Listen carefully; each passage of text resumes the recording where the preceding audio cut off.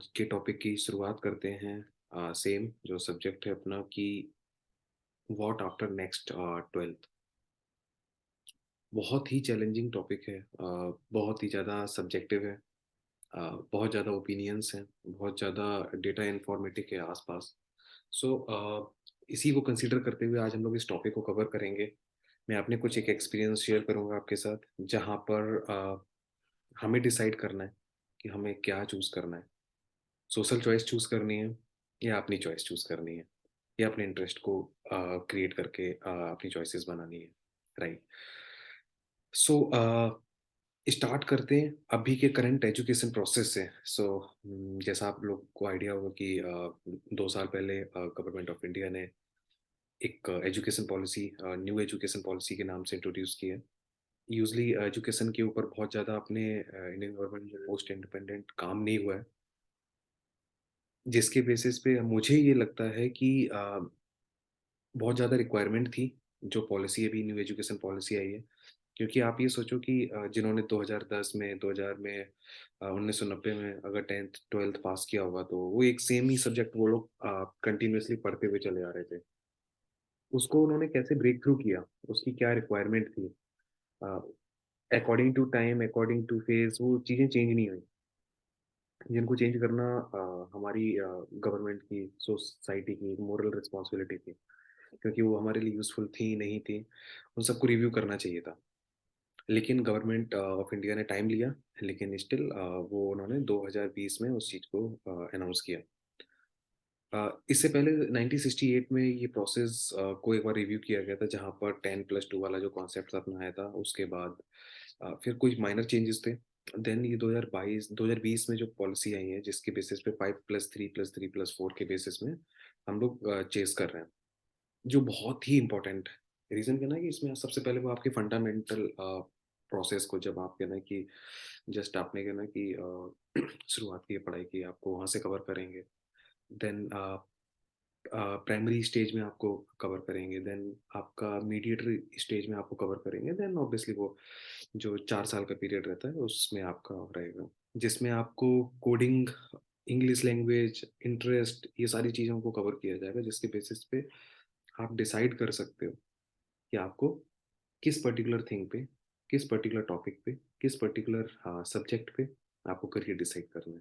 आपके पास बहुत बड़ा एक फोरम होगा, बहुत बड़ा एक प्लेटफ़ॉर्म होगा, जिसके बेसिस पे आप अपने करियर को डिसाइड कर सकते हो। इसी को आगे बढ़ाते हुए अ, अगर हम बात करते हैं कि मेजर 3 कैटेगरी आती हैं, जिसके बेसिस पे स्ट्रीम डिवाइड होती हैं। स्पेशली 10th के बाद science stream, art stream, commerce stream. ये 3 स्ट्रीम है, जिसके बेसिस पे साइंस में इंजीनियरिंग बैकग्राउंड आ जाता है, बीएससी कैटेगरी आ जाती है, आपका बायोलॉजी वाला सेक्शन आ जाता है, जहाँ से आप मेडिकल और अदर थिंग्स की आप पढ़ाई कर सकते हो। सेम कॉमर्स में आप कॉमर्स सेगमेंट में, जहाँ पे आप सेगमेंट ऑफ कोर्सेज़ कर सकते हो। सेम आर्ट्स में आप बीए, बीसीए, ये सारी चीज़ें आप उसके थ्रू आप कवर कर सकते हो। सबसे इम्पोर्टेंट फैक्टर है कि करना क्या है, एक्चुअली में करना क्या है, कि आपको साइंस स्ट्रीम चूज़ करनी है, आपको आर्ट करनी है, आपको कॉमर्स करनी है। 90% डिसीज़न अभी तक सोशल इन्फ्लुएंस में हम लोग लेते हैं कि मेरे चाचा के बेटे ने साइंस लिया था, मेरे पड़ोसी ने साइंस लिया है, मेरा बेस्ट फ्रेंड मैथ में अच्छा है, तो मुझे साइंस लेनी है बाय डिफ़ॉल्ट है। मेरे मैथ में मोर देन 80 नंबर आए हैं, मुझे साइंस लेनी है। सो कुछ ऐसे पैरामीटर बाय डिफ़ॉल्ट सेट हैं, जिसके बेसिस पे हम कॉल लेते हैं। रीज़न कि आर्ट्स को हम लोग एक अच्छी कैटेगरी में नहीं कंसीडर करते हैं, स्पेशली इन मीडिएटर और सेकेंडरी स्टेज, जहाँ पर पेरेंट्स को अवेयरनेस नहीं है। मतलब सबके साथ है, आई एम नॉट पॉइंटिंग आउट कि फॉर ए स्पेशल सेगमेंट, ये सबके साथ है कि अवेयरनेस नहीं है, जिस वजह से हमें वो सारी चीज़ें करनी पड़ रही हैं जो हमारी सोसाइटी ने पिछले 40-50 साल, 60 सालों में किया हुआ है। हमें इसको ब्रेक करना है और हमें कन्विंस करना है। वो एलिमिनेट हमें अपने लेवल पे करना पड़ेगा। अगर मैं आपको एग्ज़ाम्पल देता हूँ कि अगर आप साइंस स्ट्रीम चूज़ करते हो, जो एक बेसिक पैटर्न है कि आप बीएससी चूज़ करते हो। बीएससी के बाद आप कुछ अ, प्रिपरेशन करते हो, आइदर आप गवर्नमेंट सेक्टर में जाते हो, अदरवाइज़ आप यूपीएससी करते हो, अदरवाइज़ आप अ, एसएससी करते हो, अदरवाइज़ आप कोई अपना स्टार्टअप करते हो, राइट? बहुत बड़ा पोर्टफोलियो वहाँ से ओपन हो जाता है। आप कोई बिजनेस करते हो। सिमिलरली आप अगर इंजीनियरिंग बैकग्राउंड में जाते हो, देन आप बीटेक करते हो। बीटेक कंप्लीट करने के बाद आप जॉब करते हो। जॉब बीटेक कंप्लीट करने के बाद आप गवर्नमेंट प्रिपरेशन भी कर सकते हो, क्योंकि वो आपके लिए एक बैचलर डिग्री हो जाती है। बैचलर डिग्री के बाद आप एक प्रोफेशन चूज कर सकते हो। Same goes with the every profession. हमें इसको बहुत अच्छे से चैनलाइज कैसे करना है, हमें समझना होगा। जब आप 12वीं में होते हो, जब आप 12वीं पास कर रहे होते हैं या 12वीं पास कर चुके होते हो, तो आपके लिए सबसे टिपिकल कॉल होता है कि अब आपको क्या करना है। क्या 12th आपने साइंस ही किया है, उसके बाद क्या आप बीए नहीं कर सकते? बीए करने के बाद आप कौन कौन से एग्जाम की तैयारी कर सकते हो? क्या एग्जाम की तैयारी करना मैंडेटरी है? क्या कोई और करियर ऑप्शन है अपने पास? तो हमें है ना, वो बहुत सारी चीज़ों को एक साथ एक टेबल पे रखना पड़ेगा, अपने आप को सोचना पड़ेगा। हमें ब्लाइंडली नहीं रन करना है। सो यहाँ पे मैं स्टार्ट करूँगा एजुकेशनल बैकग्राउंड से। जो टिपिकल माइंडसेट है कि आपने ग्रेजुएशन किया नॉर्मल बीए बीएससी, देन आप एक प्रोफेशन के साथ आप जुड़ जाते हैं, देन आप वहाँ पे टाइम इन्वेस्ट करते हैं, देन आप किसी परमानेंट प्रोफेशन में आप एंट्री करते हैं। अगर आप एनालाइज करते हैं, आप अगर अपनी सोसाइटी और अपने क्या ना सराउंडिंग्स को एनालाइज करोगे, आप देखोगे सक्सेस रेशियो आप क्या मिल रहा है आपको। सक्सेस रेशियो, मैं इस चीज़ को बोलता हूँ कि 100 लोग अगर एफर्ट्स कर रहे हैं और उनको कितना टाइम इन्वेस्ट करने के बाद जो उनकी रिक्वायर्ड थिंग है वो उनको मिल रही है, ये आपको देखना पड़ेगा। और ये आपको खुद जज करना पड़ेगा, क्योंकि इसका कोई यूनिफॉर्मली फॉर्मूला नहीं है जो मैं आपको बता दूं कि 10% 20% है, राइट? सो मैं आपको एग्जांपल देता हूँ। क्या आपकी सोसाइटी में 100 लोग हैं जिन्होंने लास्ट ईयर 12th पास किया है? 12th में 100 लोगों में जिन्होंने 12th पास किया है, उसमें से कितने लोगों ने ट्रेडिशनली कोर्स ऑप्ट किए हैं लाइक बीए बीएससी? कितने लोगों ने प्रोफेशनली कोर्स ऑप्ट किए हैं लाइक बीटेक एमबीबीएस और अदर थिंग्स? और कितने लोग डायरेक्टली बिजनेस में इन्वॉल्व हो गए हैं? कितने लोगों ने डायरेक्टली स्टार्टअप्स में एंट्री की है? स्टार्टअप्स इन द सेंस उन्होंने कुछ अपना ही इन्वेंट किया है, फैमिली डिपेंडेंसी कुछ नहीं होने के बाद भी उन्होंने अपना कुछ छोटा मोटा चालू किया है। आपको देखना पड़ेगा। आप क्या पाओगे कि आपके आउट ऑफ 100 जो भी लोग होंगे, उसमें से 50% लोगों ने प्रोफेशनली कोर्स ऑप्ट किया होगा लाइक बीटेक और अदर थिंग्स। 40% लोगों ने अपना नॉर्मल कोर्स ऑप्ट किया होगा बीए पीएससी। 10% लोगों ने अपना आपका जाके कुछ फैमिली बिजनेस या कुछ ऐसा ऑप्ट किया होगा। और हार्डली अगर 1% या 2% लोगों ने कुछ अपना स्टार्ट किया होगा, जो मैं एज्यूम करके चल रहा हूँ कि नहीं किया होगा, राइट? अब बातें हैं कि हमें क्या करना है, आपको क्या करना है। आपको डिसाइड करना है कि सारे लोग किस पर्टिकुलर जंक्शन पे जाके मिल रहे हैं। मैं अपना करियर स्टार्ट करता हूँ बीए और बीएससी से। मैं क्या करूँगा? मैं बीए बीएससी करता हूँ। मैं 12th के बाद 3 साल इन्वेस्ट करता हूँ। मैं 3 साल इन्वेस्ट करने के बाद मैं फिर गवर्नमेंट एग्जाम में इन्वॉल्व हो जाता हूँ, क्योंकि अपना मोटो ही वो डिसाइड है ना कि हम लोगों को एक ऐसी जॉब लेनी जिसमें 40 से 50 हज़ार रुपये की सैलरी हो। 40-50 हज़ार रुपये की सैलरी के बाद हम लोगों का एक स्टेबल लाइफ हो जाएगा। देन हम लोग एक सोशल स्टेटस मिल जाएगा, उसके बाद हम लोगों की लाइफ सेट हो जाएगी और वगैरह वगैरह जो सोसाइटी में फेमस है। अब हमें समझना होगा कि क्या गवर्नमेंट जॉब हमारे लिए सर्वाइवल है? क्या गवर्नमेंट जॉब से हमारा फ्यूचर में सर्वाइवल पॉसिबल है? मैं आपको सिंपल एग्जांपल देता हूँ। आज जो भी गवर्नमेंट टीचर है या गवर्नमेंट एम्प्लॉयज़ है, इन स्पेशली बी और C category, I am not pointing out B के लिए, for A category, pay grade 4200, 4600, 4800 जो पे ग्रेड है, इनका जो बेसिक सैलरी है दैट इज अराउंड 42 से 45 हज़ार रुपये से स्टार्टिंग हो रहा है। देन ये ईयर ऑन ईयर इंक्रीमेंटल होता है उनका, हार्डली 4%, 5%, 10% इंक्रीमेंट होके इनकी सैलरी ईयर ऑन ईयर बढ़ रही है। ये भी मैं ज़्यादा ही बता रहा हूँ कि अगर किसी ने अपनी जॉब आज 42 से 45 हज़ार रुपये से स्टार्ट की है, आफ्टर 4-5 ईयर्स उसकी उसकी सैलरी समवेयर अराउंड 53-54 हज़ार रुपये पर मंथ पड़ती है। ये प्रपोर्शनली चलता रहेगा, ऐसा कोई बहुत बड़ा रॉकेट चेंज नहीं आने वाला। अब आप ऐसा रिलेट करके देखो, आज आप 12th में हो और आज आपने 12th पास किया है, और आज आप सडनली बाहर निकल के आते हो और आज आपने बीए में इनरोल किया अपने आप को। बीए में इनरोल करने के बाद आपने 3 साल इन्वेस्ट किए, आज आप 2025 में 2026 में हो, उसके बाद आपने 2 से 3 साल आपने गवर्नमेंट प्रिपरेशन की, जिसके बेसिस पे अगर आप बहुत अच्छे हो, बहुत आपका लक बहुत अच्छा है, आपने वो क्वालीफाई कर लिया, देन 2028 में आपकी जॉब लग गई, जहाँ पे आपको 40,000 रुपीज़ या 50,000 रुपीज़ पर मंथ आपको मिलना स्टार्ट हो गया। आज आप जिस भी सोसाइटी में रहते हो, ठीक है, आपके लिए क्या ना बहुत बड़ा ड्रीम होगा 50,000 मिलना और ये सारी चीज़ें। लेकिन एक अच्छा जीवन निकालने के लिए, एक बहुत स्टेबल जीवन करने के लिए, क्या गवर्नमेंट जॉब इनफ है? क्या गवर्नमेंट जॉब या गवर्नमेंट सैलरीज़ जो डिपेंडेंसी इनफ है? मेरे हिसाब से नहीं है।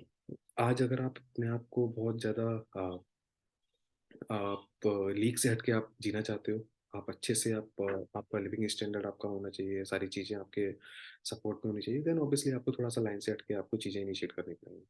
उसका एक सबसे बहुत अच्छा एग्ज़ाम्पल है कि आपको कुछ और करना पड़ेगा। रीज़न कि गवर्नमेंट जॉब, क्योंकि आप गवर्नमेंट से आप बहुत ज़्यादा एक्सपेक्ट नहीं कर सकते हो, क्योंकि गवर्नमेंट के ऊपर खुद की एक लायबिलिटी है। उसको कंट्री चलानी है, टैक्सेशन से पूरी व्यवस्था चलनी है, तो बहुत ज़्यादा आप एक्सपेक्ट ही नहीं कर सकते कि आपका 80,000 1,60,000 हो जाएगा, नॉट पॉसिबल। आपको क्या करना पड़ेगा, दूसरे दरवाजे खटखटाने पड़ेंगे, आपको दूसरे तरीके सोचने पड़ेंगे। उसका उसके 2 तरीके हैं, या तो गवर्नमेंट जॉब में रह के आप करप्ट बन जाओ, ऑब्वियसली आप क्या है ना कि एन नंबर ऑफ अमाउंट कमा सकते हो, उसकी कोई लिमिट ही नहीं है, राइट? आप सी ग्रेड पे भी आप ऑलमोस्ट आप 2 ढाई लाख रुपए महीने कर सकते हो, ए ग्रेड पे तो कोई लिमिट ही नहीं है। सो अगर आप ऑनेस्टली आप सिस्टम के साथ जाना चाहते हो, ऑनेस्टली आप रहना चाहते हो, तो आपको गवर्नमेंट जॉब के थॉट से बाहर आना पड़ेगा सबसे पहले। क्योंकि जो गवर्नमेंट जॉब का ये जो थिंकिंग प्रोसेस है, वो क्या ना लोगों को, वो स्टूडेंट्स को प्राइमरीली स्टेज पे बहुत जकड़ के रखता है, क्योंकि सोसाइटी ने उसको ऐसा बना के रखा हुआ है। तो हमें सबसे पहले उससे बाहर निकल के आना पड़ेगा। This is number 1। नंबर 2 हमें ये सोचना पड़ेगा कि उसका अल्टरनेटिव क्या है? अगर हम गवर्नमेंट जॉब नहीं करेंगे तो हम करेंगे क्या? हमें सिस्टम खुद डेवलप करने पड़ेंगे। हमें खुद सोचना पड़ेगा कि हम और क्या कर सकते हैं। जी। सो हम लोग और क्या कर सकते हैं अगर हम लोग गवर्नमेंट जॉब ऑप्ट नहीं करते हैं? गवर्नमेंट जॉब अगर हमारे लिए फ़ीज़िबल नहीं है। लेट्स सपोज़ हमने प्रोफ़ेशनल कोर्स नहीं किया है। हम किसी प्राइवेट जॉब, प्राइवेट कंपनी में नौकरी नहीं कर सकते हैं। सो हमारे लिए ईज़ी मीडियम क्या है?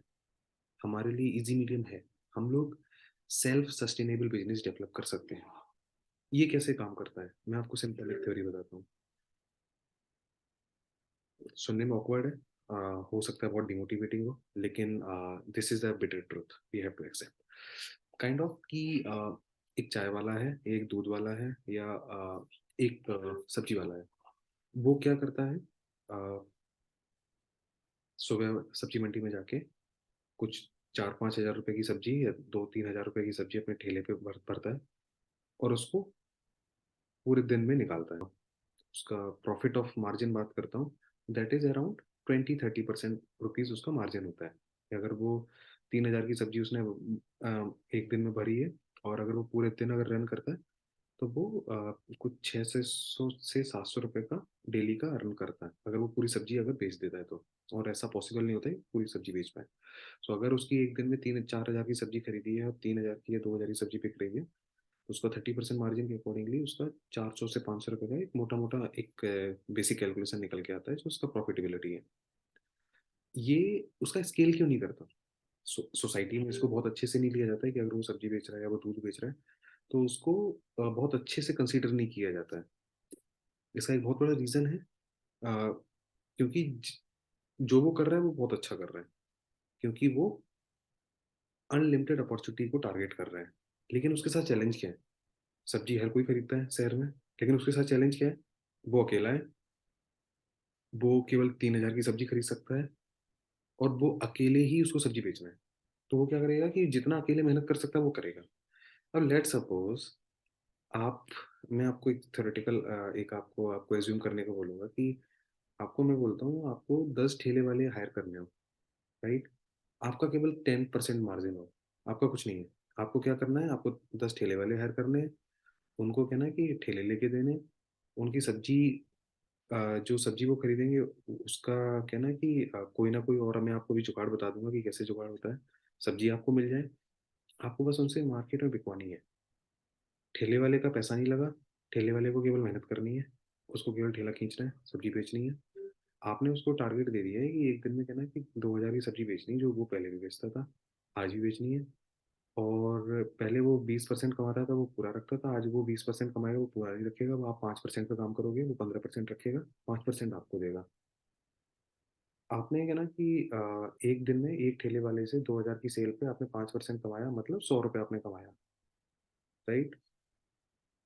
अब आपने वहां पे 10 ठेले वाले रिक्रूट किए हैं, एक ठेले वाले पे 100 रुपये कमाया, 10 ठेले वाले पे आपने 1000 रुपये कमाया, जबकि आप अभी तक बाहर नहीं गए हो। और एक ठेले वाले ने कितना कमाया, वो एक 20% के मार्जिन पे 400 रुपये कमा रहा था, तो उसने 300 रुपये खुद रखे हैं, 100 रुपये आपको दे दिए। तो आपने यहाँ पे 10 ठेले वाले रिक्रूट किए थे, 10 ठेले वाले पे आपने 1000 रुपये कमा लिया, आपने कुछ नहीं किया, आपने उनको सब्जियां स्पॉन्सर्ड करके दे दी दूसरे तरीके से। आपने सब्जियों के पैसे उनसे नहीं लिए। आपने क्या किया, आपने ये ना कि सब्जी में सब्जी जो होलसेलर थे, आपने उनसे बात की कि ऐसे मेरे कुछ एक मुझे आपकी सब्जी चाहिए होगी, मैं डेली बेसिस पे आपसे सब्जी खरीदूंगा, मैं पैसे आपको क्या ना शाम को दूंगा। जो पैसे आपको 24 घंटे पहले मिलते थे ना, वो मैं आपको 24 घंटे बाद दूंगा। और उसने क्या ना आपको क्रेडिबिलिटी पे वो पैसा आपको देना चालू कर दिया, और आपको वो सब्जी मिलने लगी।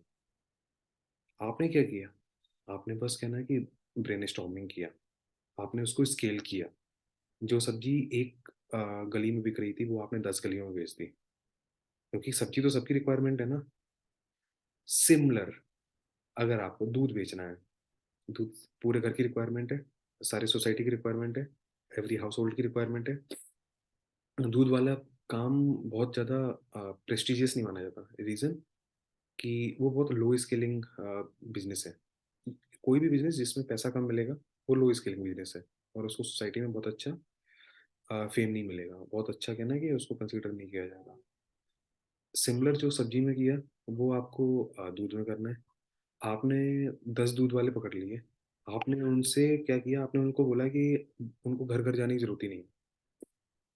आपने उनको बोला घर जाने की जरूरत ही नहीं है, कि मैं आपके पास आऊँगा, मैं आपसे सारा दूध कंज्यूम करूँगा, मैं उसको एक जगह इकट्ठा करूँगा, उसके बाद मैं उनको पैकेजिंग करके मैं सोसाइटी में निकालूंगा 5% मार्जिन पे। पॉसिबल है। N number of things, N number of things can be done. आप सुबह नाश्ता करते हो, कचौड़ी बनाते हो, कचौड़ी खाते हो, उसमें कर सकते हो। आप जूस पीते हो, उसमें कर सकते हो। नारियल में नारियल का पानी पीते हो, आप उसमें कर सकते हो। ब्रेड ब्रेड खाते हो, ब्रेड बेच सकते हो, उसमें कर सकते हो। आपको अपॉर्चुनिटी आइडेंटिफाई करनी होगी कि एंड ऑफ द डे हम लोग क्या कर रहे हैं। मैं आपको एग्जांपल देता हूँ। 9वीं 10वीं 12वीं में हम लोग ट्रिग्नोमेट्री बहुत पढ़ते हैं। यूज कहाँ पे आता है, यूज यहाँ पे आता है कि वो हमें बहुत अच्छा कमांड क्रिएट करती हैं हमारी मैथमेटिकली रीजनिंग के लिए, जो बहुत इंपॉर्टेंट है at some point of time.